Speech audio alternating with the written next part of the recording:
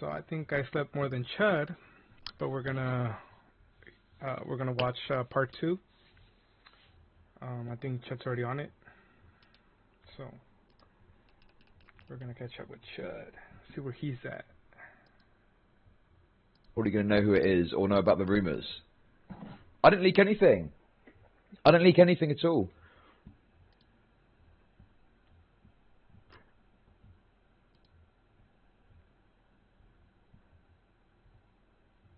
Right? Everyone.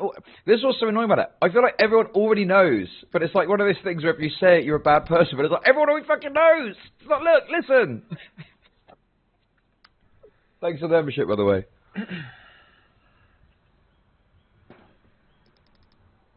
Bender, I agree with you. Look, at the end of the day, it's not anyone's business. But the reason it's obviously brought up is because there's a narrative that Destiny is like telling people this secret.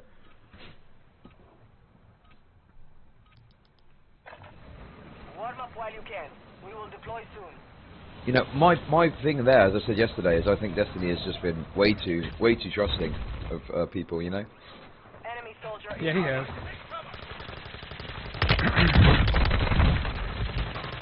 But he's trusting because he gives everybody a chance, so that's a good thing. Not a lot of people do that.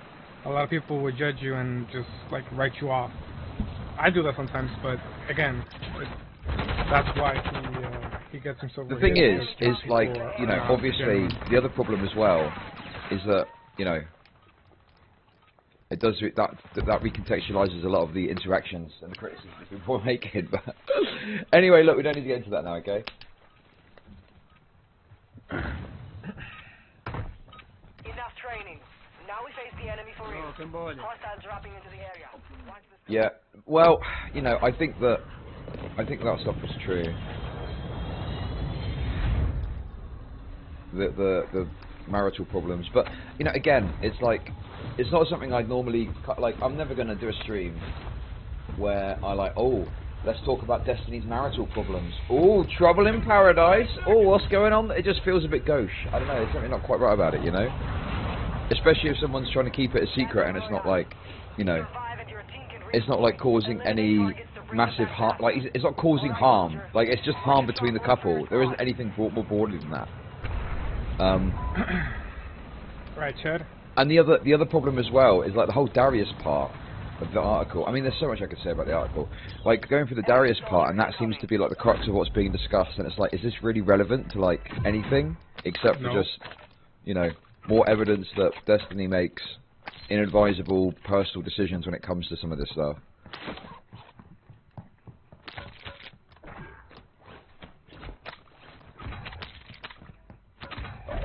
If you become a member, I'll say, if you do it in the next 15 minutes or so, I'll say yes. I'll say, oh no, it's you.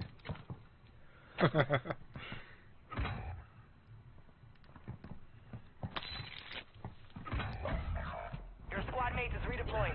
Well done. But yeah, I don't know, man. Okay, let's just relax. I need to chill out.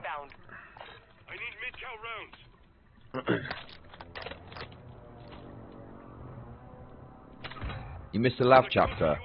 Jesus Christ, it was about fucking 10 hours long. Yeah, that was crazy. Why is everyone asking me if I could take Lawrence into Pound Town? I mean, I don't know, man.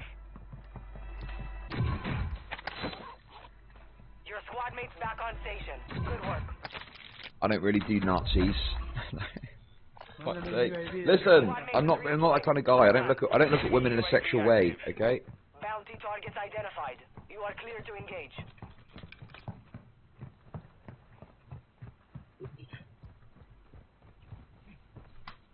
I had a great nap, thank you. Anyway, look, before we get into it, I just want to give my thoughts on what we've seen so far, okay?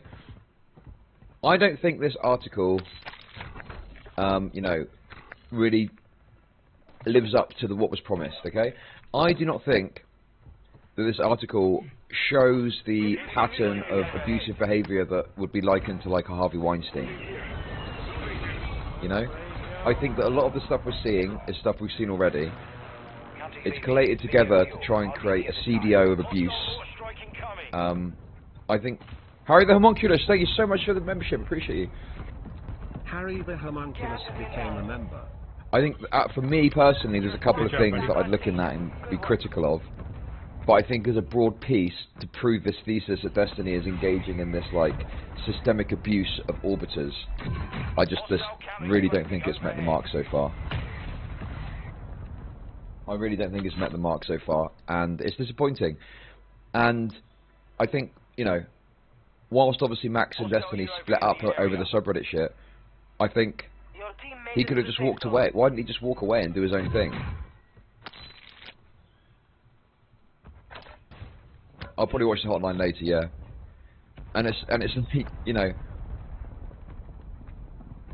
he feels justified. He has got this sense of righteous indignation over this.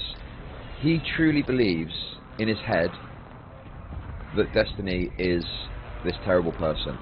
And as much as he wants to try and backtrack on some of the claims that were made, he did say that Destiny is Harvey Weinstein. He absolutely 100% said that. If not publicly, he said it in private to me. Absolutely fucking 100%. His narrative was Destiny is Harvey Weinstein. I know he's tried to walk that idea back now by saying, oh, well, I just mean it's going to be a substantive case or something like that. Bullshit. Bullshit. He jumped the gun. He thought he had all this fucking shit, and he thought he had all these people that he was going to get to come forward, okay? But when push comes to shove and you actually look what's there, there's absolutely no fucking... This is what was said originally. And then, like, this is what has come out. And it's, like, so far removed from what was originally claimed. And I'm just so fucking glad that even though I didn't, like, completely cut ties or, like, turn the fuck off the instant it started happening, that I didn't get onto this fucking crusade. And my insistence and belief... My insistence and belief that evidence is key and needs to prove strong evidence of something happening has served me well. Let's put it that way.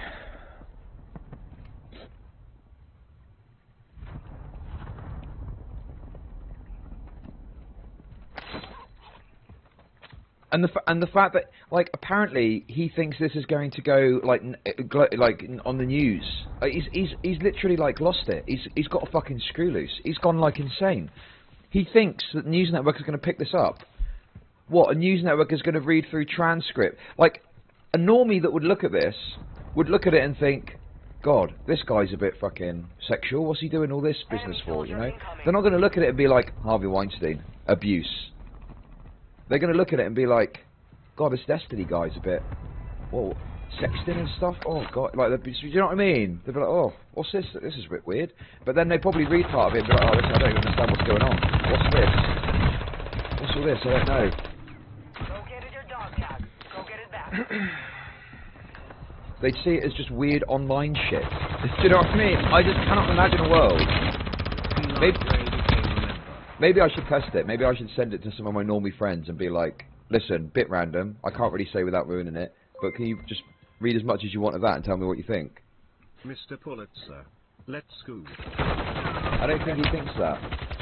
But Queeman, obviously, you were you're one of the last remaining MrGirl defenders at this point. And yeah, that's just more copium. He said on stream before, he's changed his position from he's Harvey Weinstein as in he's a raper. He's changed it from that. He's changed it from that to he's Harvey Weinstein. He's Harvey Weinstein as in this is going to be like a substantive case in online interactions and abuse and stuff like that. He does think that. He does think that. He does think that. He thinks it's going to be big. I'm telling you. Yeah, but well, if he said the opposite on a hotline, then he's just completely inconsistent then. Anyway, listen. I don't want to argue with you, Creeman, okay? I know it's a rough time for MrGirl fans at the moment, right? It's looking a bit bleak. It's looking a bit fucking bleak for It doesn't have any fans anymore. I don't feel so good. He They're fucking just shattered into outcasts. dust. Anybody still following MrGirl is just an outcast at this point.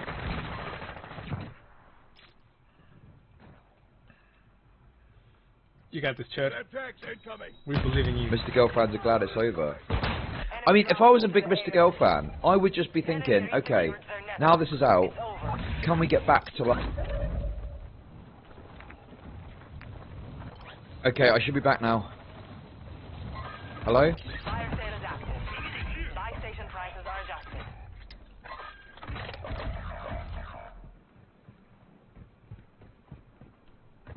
Yeah, I'm back. Back in business.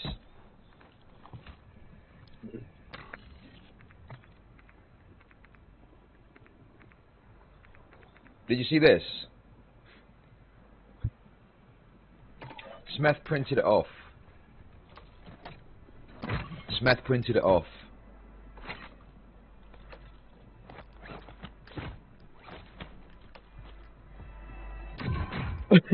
Smith printed the whole thing off. Your squad mate is redeploying. Well done. Apparently it was a whole tree. From Yeah, what I understand, there was a whole ass tree. Yeah, it was a whole book. He wrote a book on just Resurgence on is about to nothing. end. Make it count. That's hilarious. Look how many pages it is. Can't believe I'm going to read all of this. Fucking hell. Okay, I got sent this. I don't know if they want to remain anonymous or not. It's just a little kind of Gas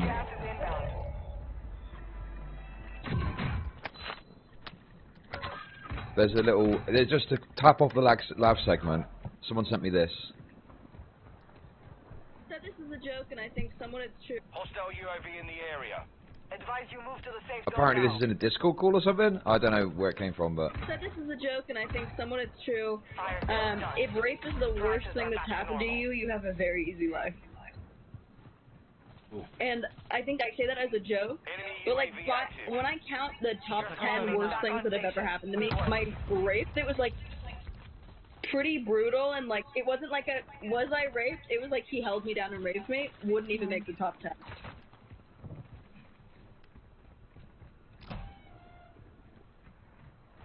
I mean,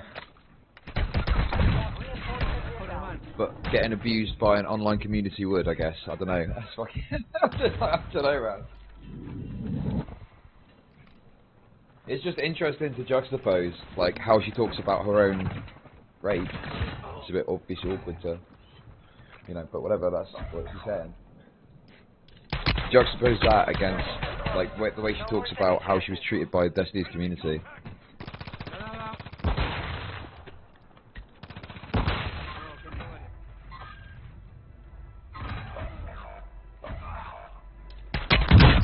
MrGirl removed the part about Brittany completely broke ex claiming Destiny had relations with her. Oh, I didn't see that bit. I don't know if I saw that bit, did I?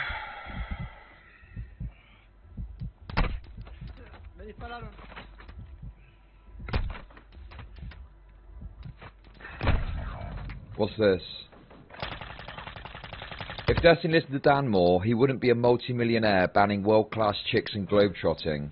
So yeah, oh geez, Destiny really needs to sort his life out, you know, the one he seems to be perfectly happy in and rakes in more money than Chuds and Chat combined. God, these DGG freaks are absolutely fucking sickening. They make me sick. I fucking despise them with every fibre of my being.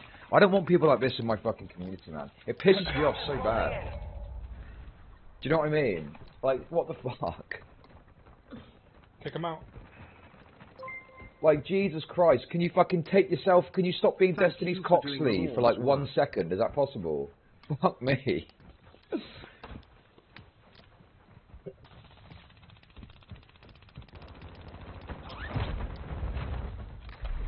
There's no denying that, like, Destiny's got a good life. Do you know what I mean? He's obviously wealthy, and stuff like that.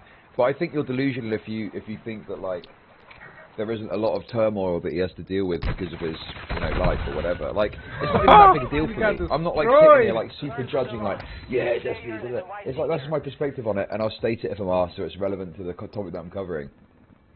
But people act like, you know, these weird freaks that are just like super defensive of him.